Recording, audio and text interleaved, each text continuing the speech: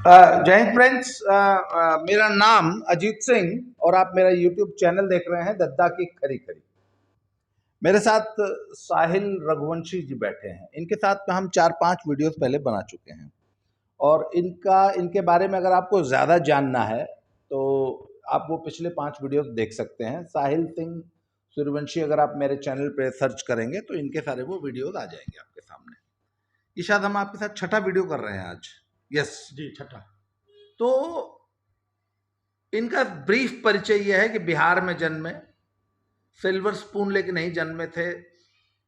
जो औपचारिक शिक्षा है वो सिर्फ 8वीं तक हुई है। अभी भी ये अपने आप को बड़े गर्व से कहते हैं कि मैं 8वीं पास हूं। हालांकि इन्होंने जितना पढ़ा है उसके लिए इनके लिए शायद पीएचडी की उपाधि भी जो है ना कम पड़ जाएगी। सेल्स और मार्केटिंग का इनको जबरदस्त अनुभव है और ये एक दावा करते हैं कि मैं किसी भी व्यक्ति को किसी भी समाज में कोई भी प्रोडक्ट बेच सकता हूं यदि ईमानदारी से बेचना है और प्रोडक्ट अगर वाकई अच्छा है तो मैं दुनिया का कोई भी प्रोडक्ट बेच सकता हूं। और इन्होंने सेल्स एंड मार्केटिंग में 0 से शुरू करके बहुत अच्छी सफलता अर्जित की है। तो हम इनसे बात कर रहे हैं और हम ये वीडियोस बनाने का मेरा जो उद्देश्य है ना साहिल भाई, वो ये है कि आज का जो यूथ है ना वो हमेशा बहाने बनाता है ठीक। और वो अपनी असफलता का ठीकरा जी। किसी के सिर पे फोड़ने के लिए कुछ बलि के बकरे ढूंढता रहता है। फॉर एग्जाम्पल, हमको तो मौका नहीं मिला, हम तो गांव में रहता हूं, हमें माँ बाप ने ठीक से नहीं पढ़ाया, हमारे माँ बाप बहुत गरीब थे, या हमारे माँ बाप नहीं थे, हम तो आईएएस बन जाता, रिजर्वेशन पॉलिसी की वजह से हम चपरासी भी नहीं बन सका हूं। दादा कुछ बहाने ऐसे भी होते हैं कि मैं बहुत लंबा हूँ, मैं बहुत नाटा हूँ, हाँ। मैं बहुत ओवर गोरा हूँ, मैं शक्ल सूरत बहुत अच्छी नहीं है मेरी जी, मुझे अंग्रेजी नहीं आती, मेरी बीवी ठीक नहीं है, घर में माहौल ही शांति से नहीं रहने देती है। हाँ। एक से मैं जो हूं विकलांग हूं। हाँ, तो मतलब लोगों ने अपनी असफलता का ठीकरा फोड़ने के लिए बहुत सारे सिर ढूंढ रखे हैं जी। और वो तरह तरह के बहाने बना के आजीवन एक भाग्य को ठीकरा पे ठीकरा फोड़ते रहते हैं लोग और आजीवन एक असफल आदमी बन के जी जीते हैं। मेरे बिहार से कुछ लोग ऐसे होते हैं कि हम तो बिहारी हैं, हमारी तो रेस्पेक्ट ही नहीं होती, ये तक भी कुछ लोगों ने बोलते हैं। हाँ जी, मतलब आपकी रिस्पेक्ट नहीं है जी, तो उसके लिए बिहार पे ठीकरा फोड़ है। कुछ लोग कहते हैं कि हम लोग का तो ललुआ का कारण बहुत बेइज्जती है। हाँ, ये भी बोलते हैं कि लालू जी ने बिहार को बदनाम कर दिया। अरे तुम ही नाम बना दो ना, तो अपॉर्चुनिटी हो गई ना। हाँ। अगर जो बदनाम है उसको नाम बना देंगे तो आपका ज्यादा नाम हो जाएगा। तो अच्छा, साहिल भाई ने 25 साल हो गए आपको सेल्स करते? ज्यादा हो गया, 30 साल हो गया? नहीं, सेल्स में 8 साल की एज से, हाँ 28 साल लगभग। इनको 28-30 साल का सेल्स का अनुभव। अच्छा, एक चीज इन्होंने कहीं सीखा नहीं है? नहीं, सीखा तो है दादा, मतलब नहीं, कहने का मतलब कोई इसी इंस्टीट्यूट में कोई डिग्री लेके या सेल्स एंड मार्केटिंग का थ्योरी क्या होता है, एमबीए करके, ये करके, वह करके, नहीं, ये थ्योरी है, ये सेल्स की थ्योरी है, ये सब नहीं सीखा। इन्होंने जिंदगी में जो कुछ सीखा कर करके सीखा और पैशन था, है ना, कुछ भी आग थी अंदर, अभी भी है जी। तो अच्छा, तो इसलिए मैं इनकी स्टोरी आज आप लोगों के सामने ला रहा हूं कि वो यूथ जो बहाने बनाता है और जिंदगी में कुछ नहीं करता या करना नहीं चाहता और सिर्फ बहाने बना के जीवन बिता देता है, उनको इनसे इंस्पिरेशन मिले, ये इस सीरीज का उद्देश्य है। अच्छा, मुझे ये बताइए कि आपने ना बड़ा अजीबोगरीब आइटम भी बेचा है जी। जैसे आप बता रहे थे कि आपने पिछले एक वीडियो में आपने बताया था कि आपने किसी आर्ट गैलरी में महंगी महंगी पेंटिंग्स भी बेच डाली जबकि आपको कोई अनुभव नहीं था। दादा, मैं क्या था कि जब हम सेल्स और मार्केटिंग में थे, जब फील्ड में मार्केटिंग का sales door to door marketing करते थे, door to door marketing. Door to door, तो उसमें होता यह था कि अच्छा, वो फाइनेंशियल पोजीशन बहुत अच्छी नहीं थी, कमाते ठीक थे, पर चूंकि कर्ज चुकाना होता था तो खर्च नहीं करते थे। तो उस समय दिल्ली में ITO चौराहा है, तो वहाँ पे 5 रुपये के छोला भटूरा एक सज्जन थे जो 3 पीस खिलाते थे। बाकी जगह छोला भटूरा 2 पीस प्लेट में कल्चर है, वो 3 पीस खिलाते थे। और चूंकि हम उनके रेगुलर ग्राहक थे तो हमें एक्स्ट्रा आलू वालू वो दे देते थे। और बगल में एक सरदार जी 3 रुपये की लस्सी बेचते थे, प्रॉपर रूह अफ़ज़ा मलाई वलाई डाल करके। मतलब 5 रुपये के छोले भटूरे का ऑप्शन उस समय दिल्ली में और भी थे, पर 3 रुपये की लस्सी का ऑप्शन कोई नहीं था। कब की बात है? ये बात होगी लगभग 4-5-6 के दरमियान की। 2004-5 जी, 4-5-6 के दरमियान। 5 रुपए के छोले भटूरे तब भी मिल जाते थे दिल्ली मिल में? जाते थे, मैं तो आया था, बहुत सस्ता जगह- जमाना था भाई। अभी भी 10 रुपए के मिल जाते हैं। अच्छा, कहाँ? अभी बहुत जगह है जहाँ 10 रुपए के मिल जाते हैं। हाँ, और 3 रुपए की लस्सी मिलती थी। 3 रुपए की लस्सी सरदार जी बेचते हैं। उस समय क्या होता था कि DTC बस में हम लोग सफर करते थे, और DTC में दोपहर में बसें मिलना बहुत टफ है। एक तो ज़्यादातर बस जो है वो बच्चों को लेने स्कूल में लग जाएंगी, और कुछ अपने ड्यूटी चेंज करेंगे, 2 बजे के आसपास उनकी ड्यूटी चेंज होती है। तो 12 बजे से लेकर के 3 बजे तक का जो पीरियड होता है ना, वो DTC बसों के लिए बहुत मुश्किल होता है, रोड पे मिलेगा नहीं। तो हम लोग जब कुछ नहीं होता था तो हमें पता था कि अब बस मिलेगी नहीं जहाँ हमें जाना है। अच्छा, वो छोला भटूरा खाने के लिए हम लोग 5 किलोमीटर 10 किलोमीटर से आ जाते थे बस से, ठीक है। बेसिकली वो बस से आने के पीछे नहीं था कि उसमें हमें आराम मिलता था। अब लगातार चलते तो बस में कुर्सी मिल गई तो बैठ गए, चेयर मिल गया, बस में बैठ गए, वहाँ आ गए। तो अब होता था कि अब क्या करें, तो हम वहाँ से पैदल मंडी हाउस चले आते थे। अब मंडी हाउस में बिल्कुल कॉपरनिक्स मार्ग और फिरोजशाह मार्ग के जो कॉर्नर पे रविंद्र भवन है, उसमें ललित कला अकादमी, साहित्य कला अकादमी, इन लोगों का ऑफिस है। तो ललित कला अकादमी में क्या था कि AC चलता था, और गर्मी के दिन थे। तो दादा सही बताएं तो पेंटिंग के इंटरेस्ट से नहीं, AC की ठंडी हवा खाने। AC की ठंडी हवा खाने, और उसके लिए कोई बहुत ज़्यादा पास की रिक्वायरमेंट नहीं होती थी, कोई भी घुस जाए। कोई भी घुस जाए। तो और ये है कि आप ऐसे जगह पलथी मार के नहीं बैठ सकते थे, आपको ना जबरदस्ती, मतलब एक एक पेंटिंग। हाँ, ये है कि आप आर्ट गैलरी में गए तो एक पेंटिंग के सामने आप 1 घंटे खड़े रह जाओ, कोई दूर से कहेगा अरे बहुत बड़ा कला का पारखी आदमी है, देखे जा रहा है, कुछ ना कुछ मतलब निकाल के ही मानेगा ये। तो हम लोग को ज़्यादा टाइम AC के हवाले, हम अपने मोबाइल में चाहे घड़ी में टाइम देखते रहते थे कि बस आने का टाइम होगा तो निकल लेंगे, थोड़ी AC की हवा खा लें। तो उसमें करते करते पेंटिंग का कुछ हल्का फुल्का नॉलेज हो गया कि ये ऑयल पेंटिंग है तो ऐसी पेंटिंग है, वो पेंटिंग है। अच्छा, सीखने का आदत थी, तो 2 लोग जैसे कोई आ गए, कोई कपल आ गया, तो आपस में वो लोग बात करते थे, तो उनकी बातों को सुनते थे चुपचाप कि ये पेंटिंग के बारे में क्या बातें कर रहे हैं।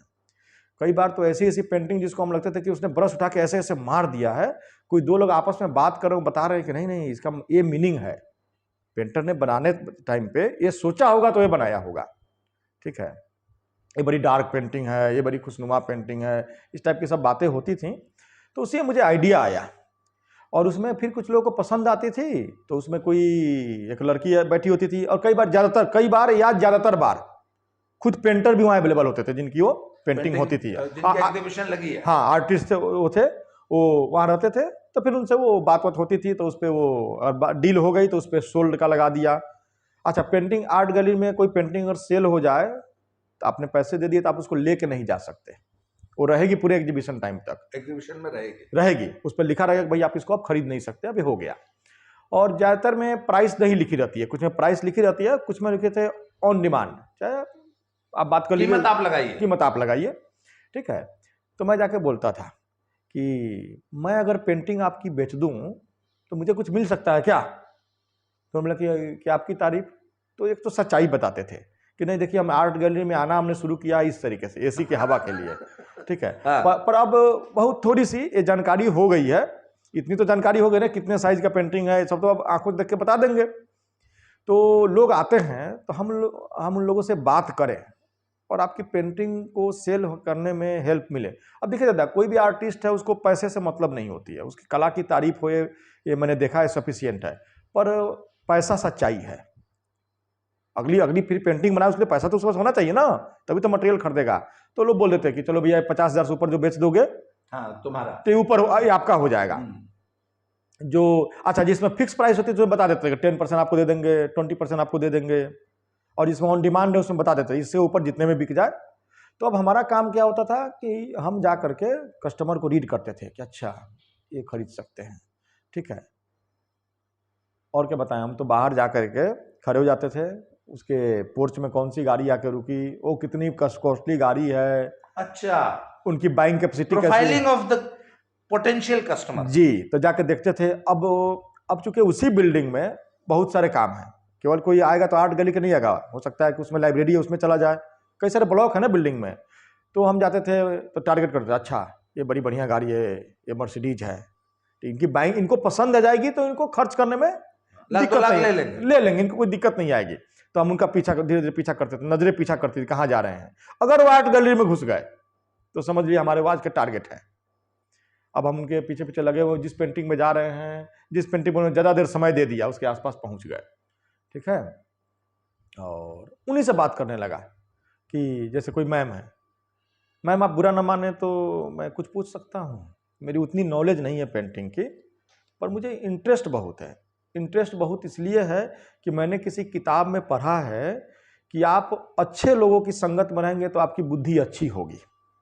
तो मैं आर्ट गैलरी सिर्फ इसलिए आता हूँ कि यहाँ प्रबुद्ध वर्ग के लोग आते हैं, तो उनके बीच में रहूँगा तो मेरी भी बुद्धि कुछ डेवलप होगी।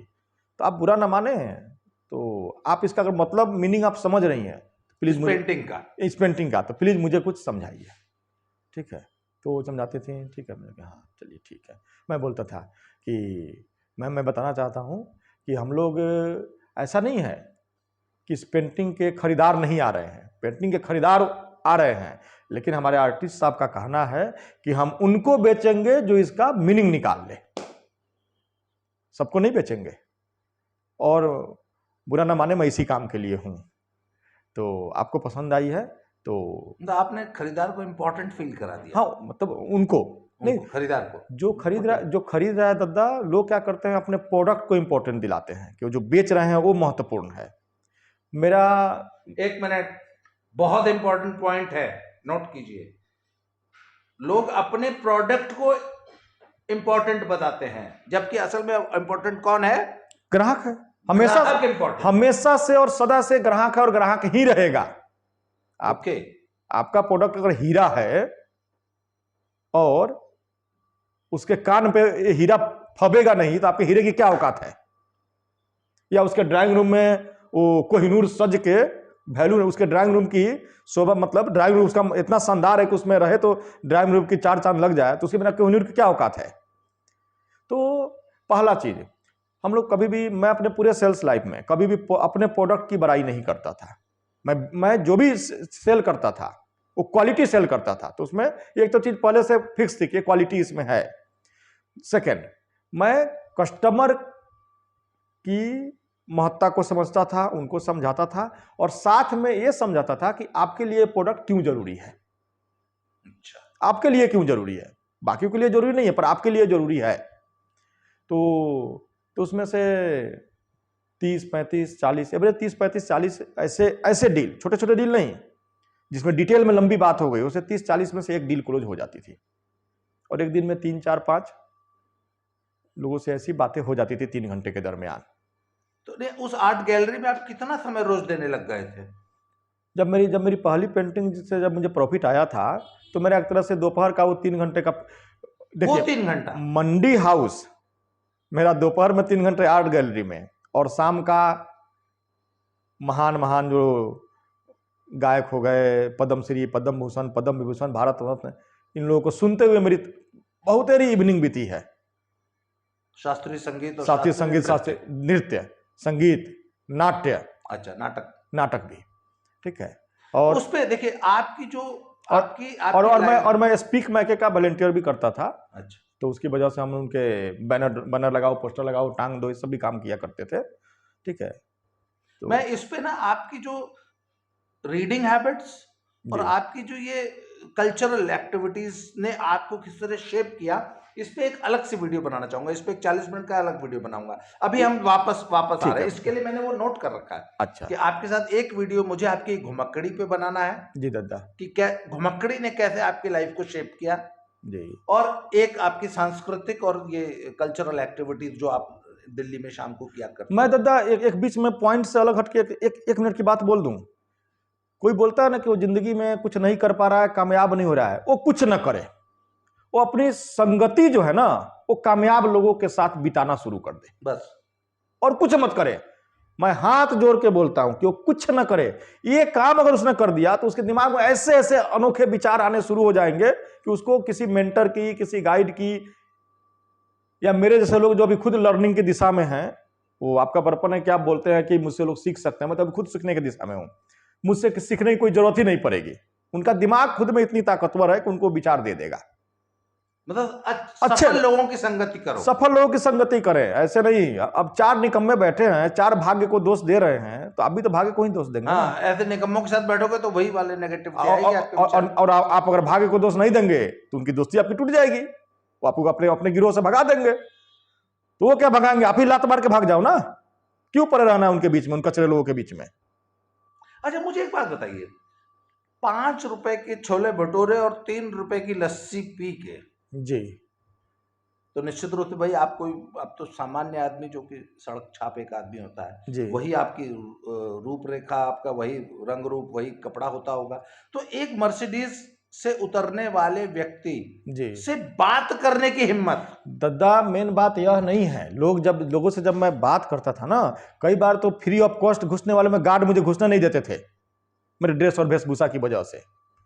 तो मुद्दे की बात ये नहीं है, ये प्रॉब्लम तभी तक आती थी जब तक मुंह नहीं खोला।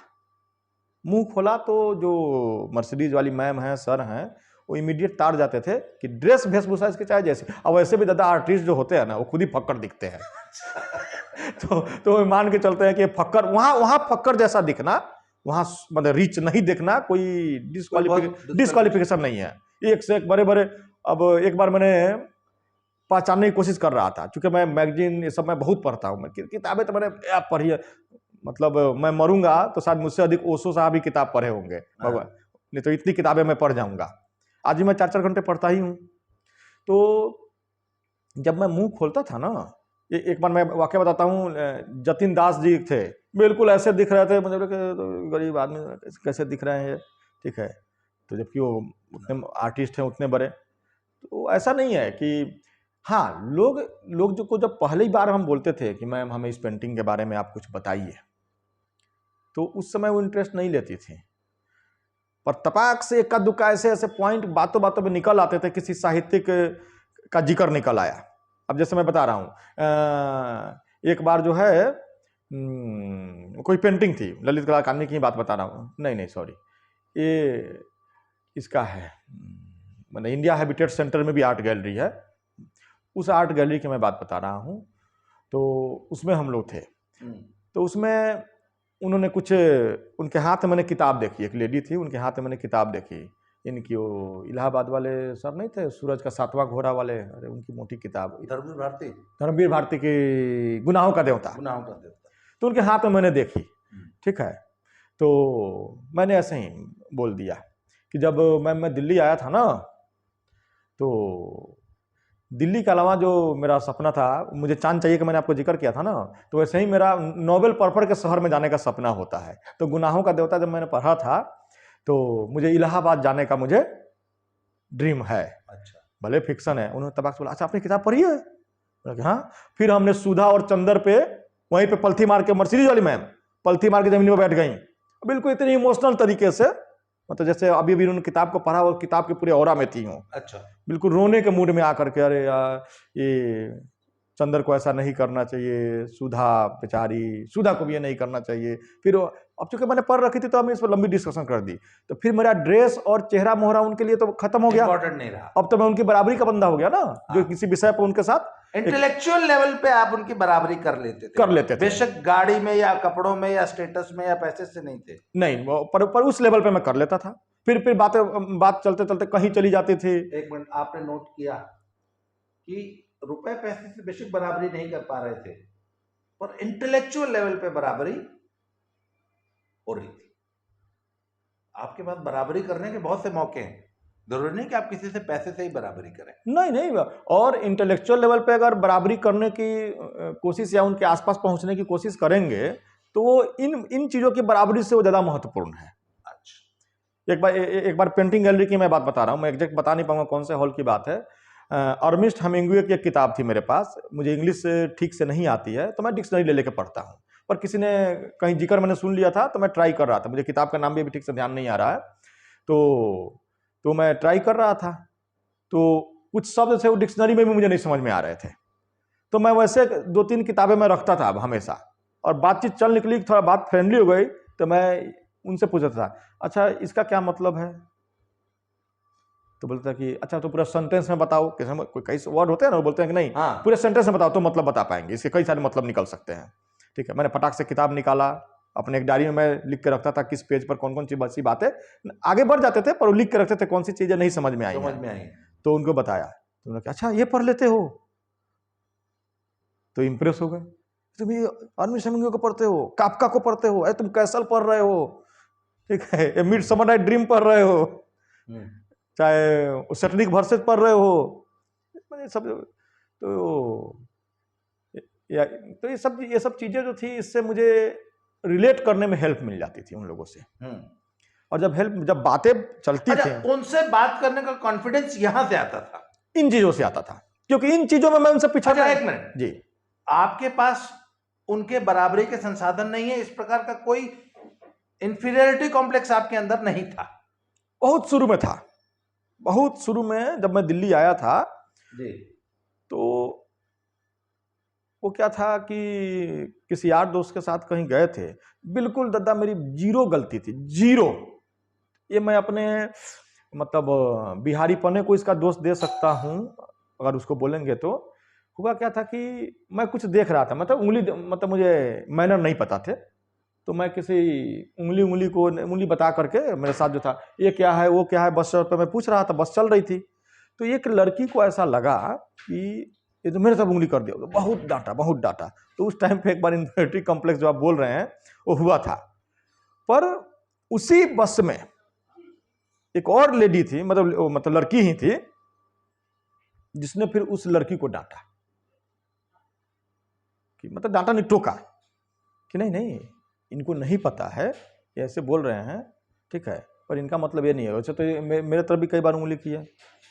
और उन दोनों लोगों में मुझसे अगर बहुत बेहतर वो लड़की थी जिसने डांटा था, तो फिर उससे भी कई गुना बेहतर वो लड़की थी जिसने बात को समझा था। तो मैं समझ में आ गया कि जो मिडिल रेंज के, ठीक है, जो ना मतलब क्या बोलते हैं बिचवा लोग और जलगगरी छलकत जाए, वो मुझे नीचा दिखा सकते हैं, जो सुपर इंटेलिजेंट लोग हैं वो मुझे नीचा नहीं दिखा सकते हैं। तो इससे मुझे कॉन्फिडेंट आया था दिल्ली में। अब फिर मुझे मेरे लिए इन सब बातों से कोई फर्क नहीं पड़ता। अंग्रेजी न जानना आपके लिए कभी इंफीरियरिटी कॉम्प्लेक्स का कारण नहीं बिल्कुल, मैं तो पूछ देता था ना लोगों से, अब किसी ने बोला, मैं इंग्लिश आज भी मैं बोल नहीं सकता हूं। 3 चीजें होती है ना, बोलना, समझना, लिखना। लिख दूंगा, बोल नहीं पाऊंगा, आप बोलेंगे उसको समझ लूंगा, जो 10% नहीं समझ में आएगा आपसे इमीडिएट पूछ दूंगा, इसमें जो आपने ये शब्द बोला इसका क्या मतलब है। और ये पूछ देने की वजह से मेरी कभी भी बेइज्जती नहीं हुई है, तो मुझे इंफीरियरिटी कॉम्प्लेक्स क्यों होगा? मुझे कभी ये हुआ ही नहीं। अच्छा, पेंटिंग बेचने का ख्याल आपको इसलिए आया क्योंकि वो जो 3 घंटे का जो समय था, हाँ वो खाली ब्लॉक था, और उस समय मैं खाली समय था उसको आपने, क्योंकि मैं गप्पे लड़ाते हुए बातचीत करते हुए भी तो इसी का हवा खा सकता था, तो उस बीच में मैंने ये पेंटिंग बेचा। आपने उस समय एक वीडियो में आपने पूछा था ना कि जब आप ठीक ठाक पैसा कमा रहे थे तो रिक्शा क्यों चलाया, रिक्शा चलाना कंटिन्यू क्यों रखा? क्योंकि मैं रिक्शा उस टाइम पे चलाता था जिस टाइम पे मैं और कोई काम कर ही नहीं सकता था। रात के लगभग 9:30-10 बजे के बाद से लेकर रात के लगभग गहरी नींद, मैंने 1-1:30 बजे जब तगड़ी नींद आने लगती है उस समय तक।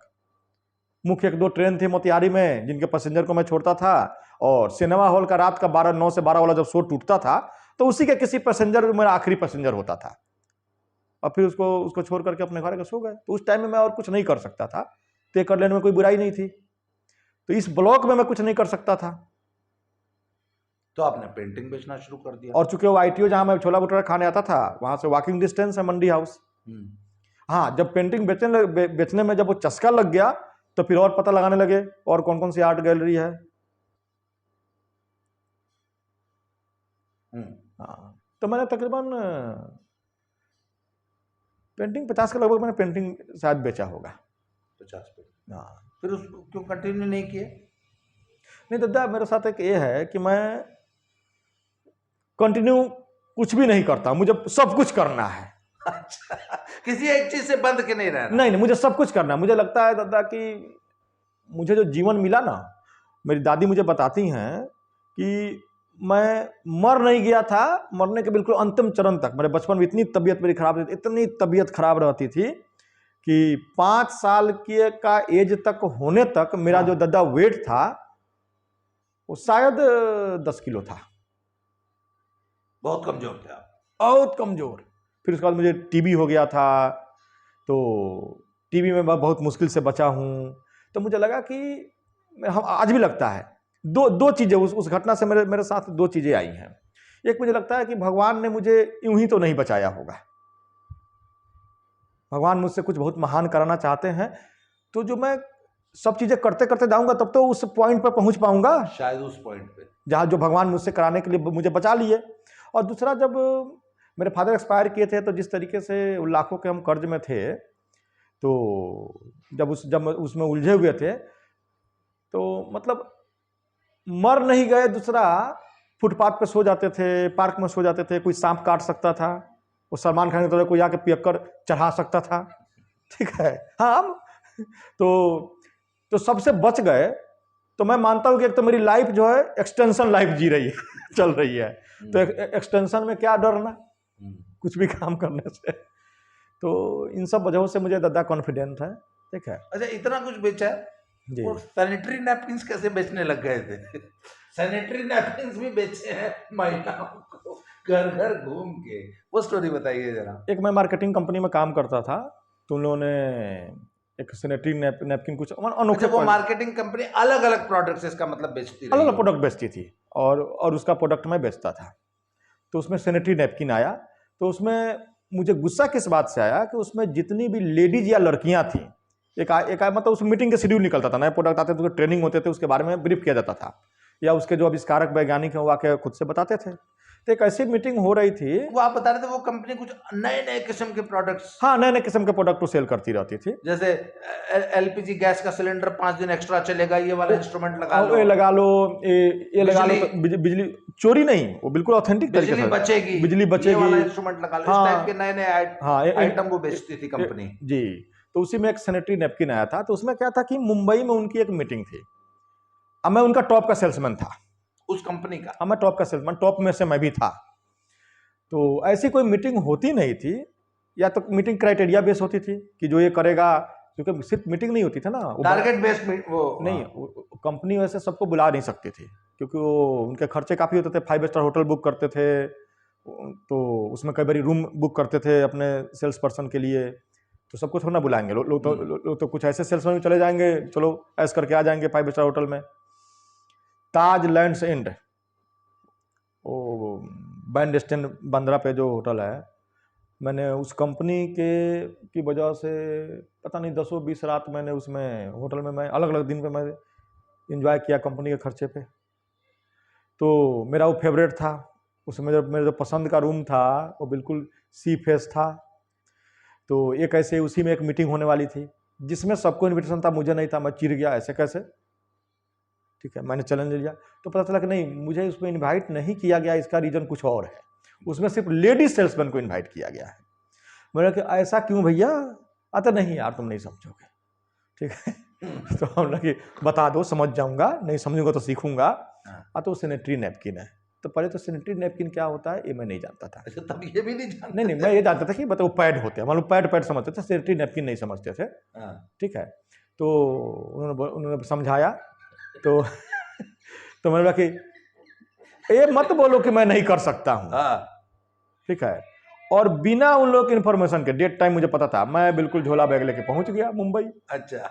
और मैं घुस गया मीटिंग में। मैं उन तमाम लेडीज के बीच में वो अनकंफर्टेबल ना हो, इसलिए बिल्कुल सुदूर, मतलब थोड़ा अलग कोने में, अंधेरे टाइप के कोने में बैठ करके मैंने पूरा उनका प्रेजेंटेशन देखा। और उसके बाद से जब वो Q&A का सेशन होता है ना, सेल्समैन पूछते हैं बताने वाले से, सब हो गया। तो एक चाइनीज लेडी थी, चाइनीज जापानी लेडी थी, और एक उनका ट्रांसलेटर था। तो मैंने जब वो सब खत्म, मैंने जाके अपने तमाम Q&A किए, ठीक है। तो उन्होंने बोला, ट्रांसलेटर मुझे बताया कि ये पूरी भीड़ ने मिल करके जितना क्वेश्चन नहीं पूछा है, आप तो अकेले पूछ रहे हो।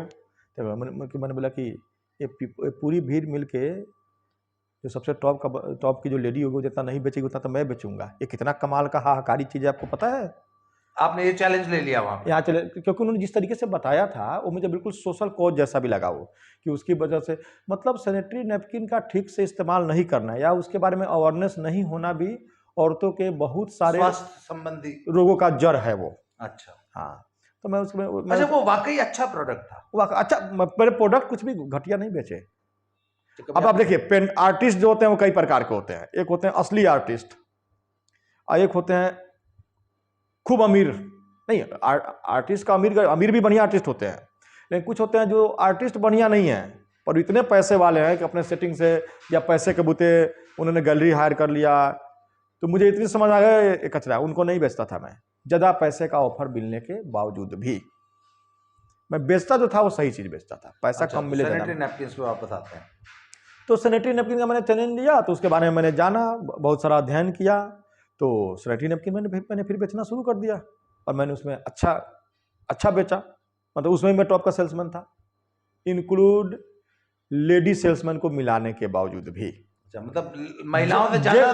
जेंट्स में तो मैं सिंगल था, तो मेरे में तो कंपटीशन ही नहीं था। हाँ। लेडी सेल्समैन को मिलाने के बावजूद, एक बार की बात है, मैं हैदराबाद के नहीं, मैंने, आप बता रहे थे कि वो बहुत बड़ा डब्बा था, 12,000 का एक, 14,000 का एक डब्बा। वो 100 रुपए का नैपकिन नहीं बेचते थे, 14,000 का डब्बा बेचना होता था। 6-8 महीने का उसमें कोटा होता था, ठीक है। इसका मतलब वो सामान्य नैपकिन से महंगा होता होगा, पर पीस भी महंगा था, 10 गुना महंगा था सामान। अच्छा, बड़ा प्रीमियम प्रोडक्ट था वो। और वो जिनकी बाइंग कैपेसिटी बहुत अच्छी है वहीं खरीद भी सकते थे उसमें। मतलब पहली बार मैंने ये जाना, एक तो मैं जानता था कि पैड होता है, वो भी हल्का हल्का, वो टीवी का ऐड देख करके। बाद में जाना कि पैड भी में भी प्रकार होते हैं, day time use pad, night time use pad. क्योंकि डे टाइम यूज को आप बदल सकते हैं, नाइट टाइम को तो बदल नहीं सकते ना, आप सो गए। हाँ। तो वो थोड़ा लॉन्ग लास्टिंग वाला होना चाहिए, ज़्यादा उसका मतलब एब्जॉर्ब करने की क्षमता होनी चाहिए। और इस सब के अलावा एक और भी सैनिटरी पैड होता है रेगुलर यूज का, जब आपके पीरियड नहीं आ रहे होंगे तब, वो बहुत पतला सा होता है, ठीक है। तो उसका एक मैंने अनोखा यूएसपी निकाला था, जो शायद बाद में किसी कंपनी ने पता नहीं कैसे पहुंचा, उसको एज ए एडवर्टाइजमेंट में यूज किया। आपने निकाला? मेरे याद किया हुआ था। क्या? मैं बोलता, अच्छा, वो जो अन्य दिन इस्तेमाल करने वाला पैड और कंपनियां शायद मेरे नॉलेज में नहीं बनाती थी, वो बस उस पर थे। और उनमें भी सेगमेंट नहीं था, नाइट डे यूज भी नहीं था, एक जैसे पैड यूज करते जाओ, ठीक है। तो उसमें मैंने एक अनोखा आविष्कार ये किया था कि लेडी जो होती हैं वो पैंटी पे सैनिटरी नैपकिन चिपकाती हैं, फिर उसको धारण करती हैं। तो एक तो मैंने बोला था कि हमारे पास डे यूज का अलग है, नाइट यूज का अलग है। अब डे यूज में अगर आपके 10 लगने हैं, एक दिन में आप 2 बदलते हैं, तो नाइट यूज के आपके 5 लगेंगे। तो बचे हुए, अगर आपका 28 दिन या 30 दिन का अगर पीरियड का सर्कल है, तो वो जो 5 दिन पीरियड के दिन बचे हुए 25 दिन हैं, उसमें फिर वो था, मतलब वो बहुत माने पतला सा हुआ करता था, वो भी नैपकिन ही था। तो वो लोग क्या बोलते थे, अरे ये क्या दे दिया तुमने, इसका भी पैसा ले रहे हो, तुम्हारे बॉक्स में भी ये लेना कंपलसरी है क्या, ठीक है। तो मुझे बड़ी दिक्कत आती थी, तो मैंने दिमाग लगाया, मैंने बोला कि खुद से मैंने उसका आविष्कार किया कि मैंने बोला कि अच्छा मैम, आप जब पीरियड के बाद तो आप तो पैंटी को फेंक देते होंगे। अच्छा, नहीं, पैंटी क्यों फेंकेंगे, जब हमने पीरियड यूज किया तो मैं पैड हमने यूज किया पीरियड में, तो पैंटी में क्या खराबी आ गई ना खराबी। तो उन्होंने पूछा कि क्या खराबी आ गई। मैंने कि उसका ग्लो उस पर चिपका रह गया। अब जब आप उसको विदाउट पैड आप उस पैंटी को पहन रहे हैं, तो पैड का ग्लो आपके तो सेंसिटिव स्किन को टच कर रहा है, तो ये उसके लिए है। अच्छा, और बाद में फिर मतलब कोई मैंने आर्टिकल शायद देखा था। नहीं, मुझे सबसे आपके इस एक्सपीरियंस में जो है कि आपने एक अलग ग्राहक सेगमेंट को उसकी पर्सनल जरूरत की चीज भी इतनी सफलतापूर्वक बेच दी। नहीं दादा, मैं मेरे साथ क्या था कि मैं प्रोडक्ट को बेचता नहीं था। जब जिस टाइम मैं ग्राहक से बात कर रहा था तो उस समय प्रोडक्ट मैं सेल कर रहा होता था, पर बाकी के तमाम टाइम उस प्रोडक्ट को मैं जी रहा होता था दिमाग में। अच्छा इसका कैसे होगा। मुझे मैं बताऊंगा, एक बार हैदराबाद में मैं एक बहुत सारी ढेर सारी लेडीज की मतलब एक मतलब क्या बताएंगे उसको, मतलब मुझे इस जैसा भी बना दिया गया था कि जिनकी बाइंग कैपेसिटी वो प्रोडक्ट खरीदने के नहीं है, आप एक तरह से सोशल कॉज से आप अवेयरनेस फैलाओ कि भैया जो भी पैड पहनना पर पैड पहनो। ठीक है, तो वहां मैंने कुछ एग्जाम्पल दिए। ठीक है, सब तेलुगु वाली लेडी बैठी हुई थी, तो एक लड़की थी जो ट्रांसलेट कर रही थी। मैं बोल रहा था तो मैंने बोला कि पुराने ज़माने में तो लोग कपड़े में राख को लपेट लेते थे, कपड़े में राख को फोल्ड कर लेते थे, उसको इस्तेमाल करते थे। तो उसमें एक लेडी मेरे को ऐसे शर्मा के हंसी बोली और जो बोली तो ट्रांसलेटर मुझे बता, मैंने क्या बोला उन्होंने, तो उन्होंने बोला कि ये बोल रही है कि ये आदमी औरतों के बारे में औरतों से ज़्यादा जानता है। हैदराबाद में तिरुमलगिरी के आगे एक बालाजी नगर करके एरिया है, वहां की ये बात है। ये आदमी औरतों के बारे में औरतों से ज्यादा जानता है। औरतों से ज्यादा जानता है। ठीक है, तो ऐसे ऐसे वाक्य हैं। आप वो बता रहे थे कि वो दिल्ली की एक बहुत अमीर महिला, उनके घर पे आपने नॉक किया। हाँ, उनका नाम मैं नहीं रखूंगा, हम लोग नहीं ले पाएंगे उनका क्योंकि she is a very high profile lady. हाँ, अभी नाम नहीं रखेंगे पर इशारा कर देते हैं, इशारा कर देते हैं लोग। बाद में आम आदमी पार्टी की विधायक बनी। आम आदमी पार्टी की विधायक है वो जी, वो और उनके हस्बैंड। अभी उनके हस्बैंड है। सेकंड क्या हुआ था उनसे, आपका कैसे हुआ था ये? एक्चुअल में दिल्ली का पहला सैनिटरी नैपकिन ही हमने उनको बेचा था। अब मेरे साथ बड़ी दिक्कत थी, मैं जाता था, बेल बजाता था, लेडी खोलती थी, मैं सैनिटरी नैपकिन है, फटाक से दरवाजा बंद। मेरे से बड़ी बड़ी हेजिटेट होता था कि ये क्या चक्कर है। तो फिर मैंने अपने सिस्टर को, छोटी सिस्टर को मैंने साथ लिया, मतलब कि शादी टीम बनाया आपने? हाँ, तो अच्छा मैंने फिर उसके लिए ढूंढा, मतलब जॉब वॉब के से ढूंढा, कोई लेडी में लड़की मेरे साथ मिल जाए मार्केटिंग करने के लिए। तो एक लड़की अनकंफर्टेबल होकर के, मेरी शादी हुई नहीं थी, नहीं तो मैं अपनी वाइफ को लेके जाता।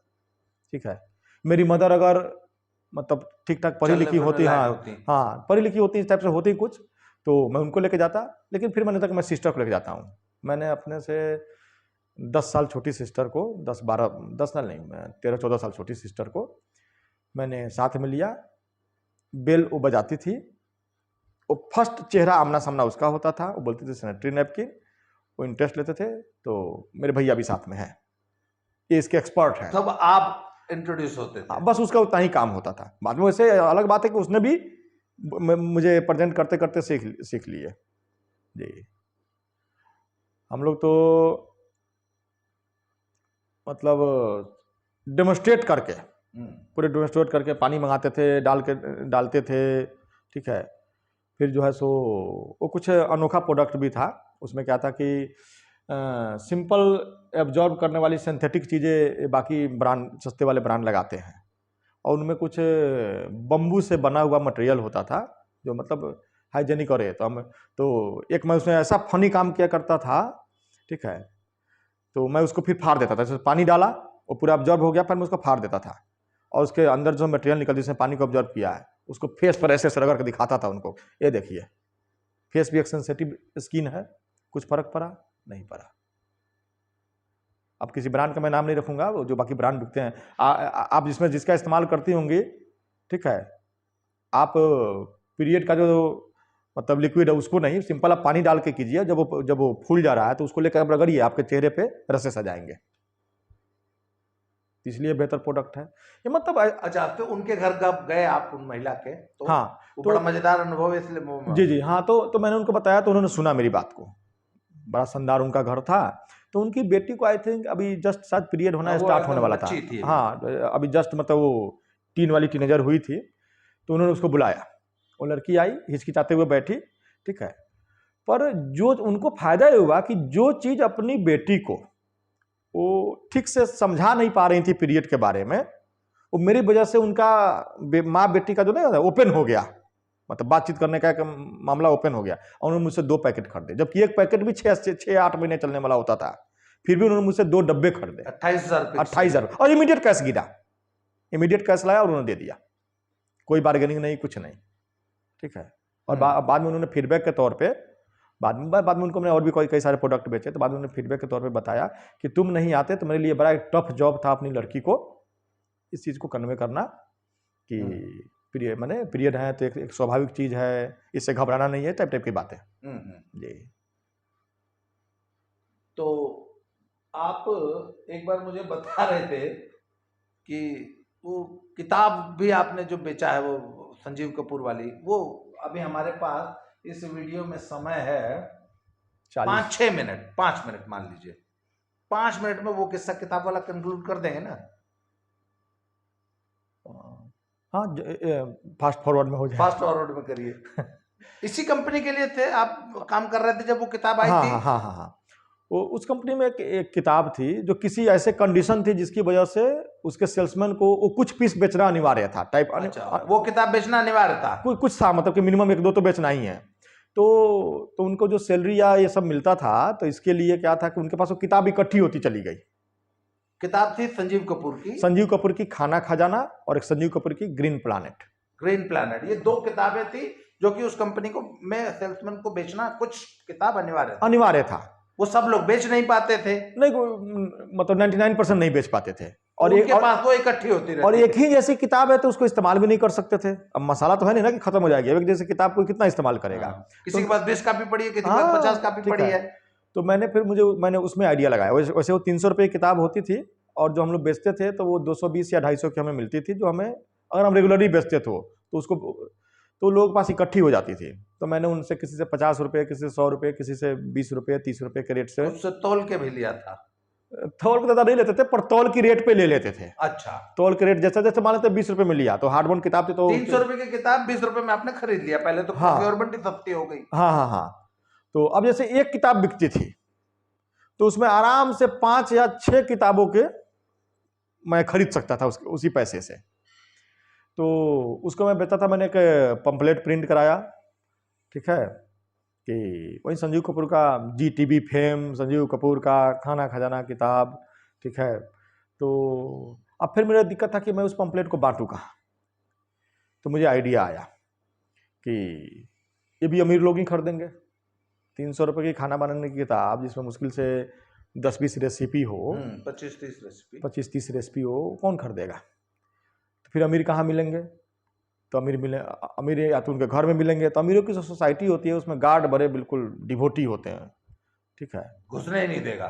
चोर घुस जा, सेल्समैन ना घुसना चाहिए। अच्छा। तो अच्छा, पर वो अमीर लोग भी एक जगह ऐसी है जहां पे गरीबों के या आम लोगों के बराबर में रहते हैं। सड़क पे अमीर मिल जाएगा। हो सकता है गरीबों तो अल्टो से चल रहा हो, अमीरों तो मर्सिडीज से चल रहा हो, पर चलना तो उसी सड़क पे है ना। रेड लाइट आएगी तो रूल उसके लिए भी है, उसको भी रोकना है। तो रेड लाइट पे मैंने एक हाथ से एक तख्ती बनाई हुई थी, इस पर लिखा था संजीव गाना, और मैं कुछ बोलता नहीं था क्योंकि शीशे तो बंद रहते थे ना। तो मैं जाकर उनके शीशे के पास लेकर चुपचाप खड़ा हो जाता था। अब मुश्किल से मैं ये ऊपर से झांकता था कि नज़र मिली कि नहीं मिली। नज़र मिली तो उन्होंने इसको पढ़ा कि नहीं पढ़ा, और विदिन कुछ सेकेंड, 5-10 सेकेंड में अगर शीशा डाउन हुआ तो ठीक है, नहीं तो आगे बढ़ जाए। लोग बोलते हैं सेल्स में टैलेंट चाहिए। मैं बोला कि बिल्कुल 0 टैलेंट चाहिए। आप कुछ बोलो ही मत ना, आप ले खड़े हो जाओ, जिसको इंटरेस्ट होगा वही बोलेगा। वो बोलेगा तो उससे तो बात कर सकते हो ना। वहां तो आपको डोर नॉक करने का ऑप्शन है नहीं। आप चुपचाप खड़े हो, आप नॉक नहीं कर रहे हो, आप चुपचाप खड़े हो। अब कोई आपसे चल के आ गया तो उसमें आपकी क्या फजीहत। तो मैं ऐसे ही खड़ा, जो शीशा डाउन होता था उनसे बात करता था। मैं किताब वहां पास में रखता भी था, ठीक है। तो किताब मैं पास में रखता था तो किताब बेच देता था। और नहीं होता था, शीशा डाउन किया तो उनको मैं एक पंपलेट देता जिसमें मेरा मोबाइल नंबर लिखा रहता था। वो डील अगर नहीं भी क्लोज हुई तो मैं पंपलेट जरूर देता था। और कई बार किसी ने मैं वो भी दिखाता था, तख्ती भी दिखा रहा हूँ, पंपलेट भी दिखा रहा हूँ। हल्का डाउन किया तो पंपलेट मैंने अंदर गिरा दिया। तो इस टाइप से मुझे कॉल आते थे। जैसे फोन आता था तो रेड लाइट वाला काम बंद, अब उसको डिलीवरी करने चले जाओ इमीडिएट। फिर उनको डिलीवरी करो उनके घर के पास जो रेड लाइट है वहीं पे, फिर तख्ती लेकर शुरू हो जाओ। बैग पिट्ठू बैग में सारी तख्ती किताब सब थी, ठीक है। और ऐसे नहीं थी कि बहुत ज्यादा किताब ढोने की जरूरत थी। 5-10 किताबें रख लो, 5-10 भी ज्यादा बिक जाएगी तो कम पैसे होते थे। एक दिन में अगर 10 बिक गया तो अच्छी अच्छी सैलरी होती हुआ करती थी महीने की, मैंने लेबर लोगों की। 10 किताब अगर एक दिन में, जिस दिन मैं बेच लेता था, ऐसा कभी कभार ही होता था, तो वो जब मैं अटैची फैक्ट्री में काम करता था, उसके महीने भर की सैलरी से ज़्यादा प्रॉफिट होता था। अच्छा, एक दिन में किताब बेचने किताब बेचने तो का। अब आगे मैं आपको बताऊं कि किताब बेचने के प्रकरण में श्रीमान जी 2 बार जेल और हवालात भी काटे हैं। हाँ वो प्रकरण भी बहुत मजेदार है, इसी किताब और रेड लाइट पे माल बेचने के चक्कर में। तो वो अभी चूंकि इस वीडियो में 45 मिनट की हो गई है, वो अगले एपिसोड को हम तुरंत कंटिन्यू कर लेते हैं। अच्छा, फिर ठीक दोनों है। एक साथ अपलोड कर देंगे कि किताब और रेड लाइट पे माल बेचने के चक्कर में एक बार हवालात और एक बार जेल गए हैं। तो वो क्या हुआ, वो बड़ा मजेदार किस्सा है, वो मैं हम अगले एपिसोड में आपको सुनाते हैं। आज के लिए इतना ही इस एपिसोड में। बहुत बहुत धन्यवाद। अगला एपिसोड तुरंत रिकॉर्ड करते हैं। Thank you. धन्यवाद।